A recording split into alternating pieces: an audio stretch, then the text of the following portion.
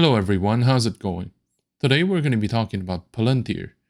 The stock has been a very volatile title over the past few years for the good and the bad. And so far in 2022, it has fell year to date by about 55%. Now, the historical peak has been around $35.18. So today's price fell by almost like 77% compared to that historical peak so far. The price floor is currently around $6 and $7. The short-term price resistance is around $10 and the long-term price resistance is around $15. Now, I can also add in 30 there, but in my opinion, this is relatively unlikely to reach within the foreseeable future. If it goes beyond the $10 level, then I would expect the remaining spikes or attempts to test the $15 level. It could reach that price if the overall momentum of the stock market changes, especially when it comes to NASDAQ and the more speculative titles. For now, the $15 and $20 level are relatively unlikely to reach. The possibilities to test the historical highs are even lower than that. Right now, we're actually concentrating on where Palantir price is going to keep falling at, right? Is it going to keep falling? I personally think that the negative sentiment on Palantir has been around for a while, and whatever the bad news might be, it has already been priced in. And if there has been a small inflection point, it's actually like significant because of that. It's maybe a sign that the market is now done with the negative part of Palantir, and they have already absorbed in everything that could go possibly wrong. So the support region of $6 to $8 has been tested multiple times over the past few months. And even in these very difficult conditions, war, quantitative tightening, a whole bunch of difficult situations, despite of all these, it seems like the market is no longer willing to go lower. And over the past 5 days, the price action showed a lot of good promises. Now, this could be mechanical because a lot of people who have been dumping the shares, if they stop dumping and the number of people buying the stock at the same time remains constant, then yes, the price will start recovering, right? This could simply mean that whoever wants to unwind Palantir stocks, they're done doing it, or they're taking a break. But it could also be as a result of like the fundamental news. Palantir is one of those companies that every once in a while signs a pretty well-known client with millions in annual revenue streams. Now, this is certainly encouraging, and I hope that it's gonna continue on. Now, with that being said, I still believe that whatever is happening to Palantir, it depends a lot more on the external factors rather than the internal ones. Of course, if you say that a company is doing, poorly, I mean, it could be, but at the end of the day, I also believe that regardless of how many clients they're signing, unless they can prove that they no longer rely on the public sector in the US to survive, anything that's not this, I would say that, it's going to be dwarfed by whatever happens to the flow of money, the direction of the money flows, whether there's enough capital flowing around, and also if people have faith in the economy, and especially if people have faith in the economy of the future, in their future as well. So if we look at the stock's composition, I see that there is around 32% of the shares that have been held by institutions. This is a good sign, but it's definitely not a huge display of trust from the institutionals either. So because of this, I do believe that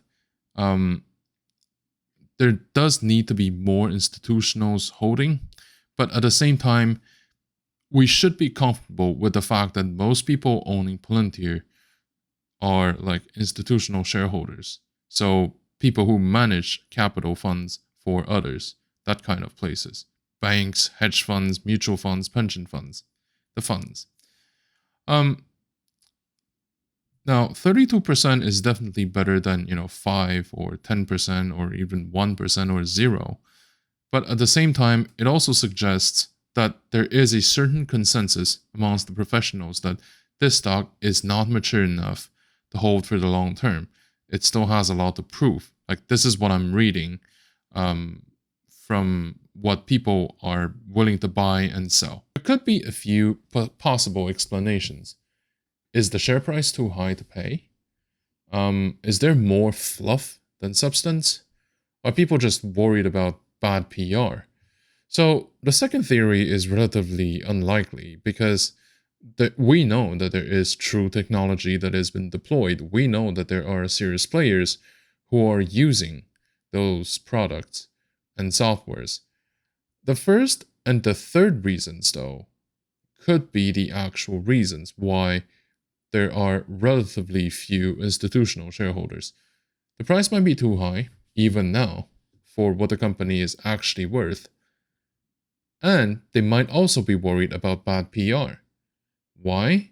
Because the company does work with a lot of sensitive government departments, with potential backlashes possible, so the DoD, the ICE, and so on, which can be proven by the fact that some other companies have decided to leave similar programs, like Google. So there's definitely good and bad here, but in my opinion, it's mostly like the reputation of Palantir plus the price that is still considered as been a little bit bloated that are the reasons behind why there's so little institutional holders or institutional buyers looking to increase their exposure in Palantir. Another factor that we sometimes look at is the short interest that is around 7%, with 5.5 million short volumes out of the exchanges. So this is significant, but it's not significant enough to justify a short squeeze or the speculations of a short squeeze. So what is a short squeeze? It is the expectation of the price that might go up, which forces people who have borrowed shares from brokers to be redeemed immediately to avoid further losses. This action will then act as like a second buy, which will push the price action even higher. The money supply around the world is also another factor. It continues to be tight because the interest has gotten higher and higher. A lot of the capital has been absorbed by those safer options. So the confidence from the shareholders and the stakeholders in the financial market in general remains low due to the conflict around the world and the sloppiness of the main components of the global market, North America, Europe, and East Asia. So the additional indications of whether the stocks are doing well or bad are if you look at like different charts from some aggregated products that is showing like what is the current mood and the valuation of different stocks in on a comparative basis. They might include like the NASDAQ, the QQQ, the Vanguard Total Equities, which is traded under VT, and also S&P 500 traded under SPY. So what they're telling me is that the stock levels have gone back to the 2019 level when already there were talks about the possibility of a recession in 2020. So which kind of investors are we looking at for Palantir? Those who believe that in the short term, the support level might hold still. And in the long term, they believe that the fundamentals of the company are good enough to carry its growth in future. So if you believe in all this, then we can move on to how much you should be buying. At the moment, I do recommend the DCA because we don't know how low the stock could go still, independent of how well it does. So in my opinion, we should expect the stock market in general, which includes Palantir amongst it, the stock market in general should get lower by another 30% in the future months and years. Because in my opinion, the recession is only beginning. Anyway, so if you do believe in the long-term potential of Palantir, and or if you believe that the current level can be held in the foreseeable future, then I would say that yes, go ahead and DCA over the next 6 months approximately. The exposure that I would recommend is from 5 to 8%. Now, given the current market environment, I believe that the equity market is in a vast phase of correction, especially when it comes to tech and growth type equities. The financial market has been living and breathing thanks to the continuous creation of new capital, with different waves of quantitative easings, which will have consequences on the price of assets as well as their yields. With the interest rates kept relatively low over the years and the increase of amount of capital in circulation, this will keep putting significant pressure on the profit that we can expect the investment products across the board. And this, by the way, is a reality that may shift in the years to come if the interest rate of core infrastructures within our globally financialized system increases. It's useful to remember that the market doesn't represent the real economy, and of course, the real economy doesn't always reflect in the stock performance, since the name of the game here is ultimately called supply and demand, which depends on a whole bunch of factors that go way beyond our own control. If we think about it, this is like saying, if your neighborhood house that is put up for sale is only allowing those who actually want to live inside to buy it, versus if you allow every single type of buyer with different intent or reasons to buy or to sell it. So obviously, there will be a significant difference in the price of this asset for those two scenarios. The market currently works more like the second option, and assuming that it would only reflect the fundamentals of the underlying economy would correspond to the first option.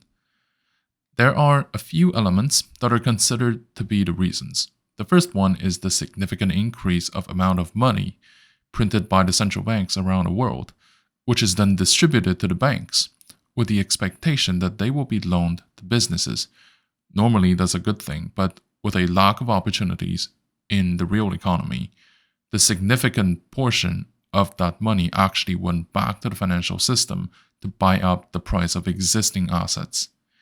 Now that the QEs have been wrapping up, or ended around the world, I think that this drive behind asset price may no longer be as relevant as it is right now for the future. It is now compensated by the arrival of capital from one region to another, and from one sector to another even within the same jurisdiction. With the increase of tensions around the world, capital is always looking for a safe haven to park their money into, not just for a place to grow the nominal value, but with a currency that tends to keep its purchasing power as well.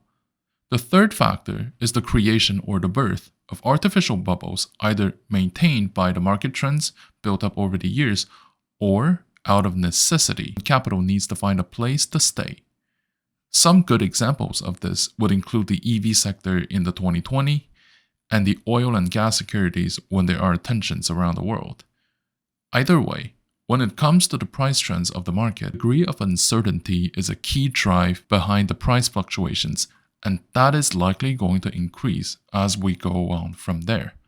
When companies announce that they are going to enter or exit different markets, or that they will be trading on different platforms and exchanges, this can all have significant ramifications on the price of this asset. Some of the considerations to have when operating in this context include having a clear view of what is going on, especially regarding the cash flow and the capital flow, and avoid certain potential pitfalls. One of these is to be careful with short positions.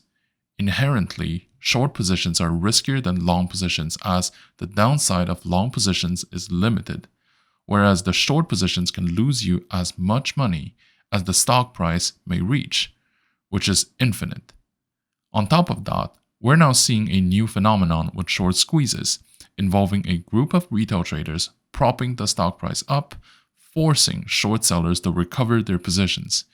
Sometimes the attempt will not succeed, but sometimes they end up in very spectacular success.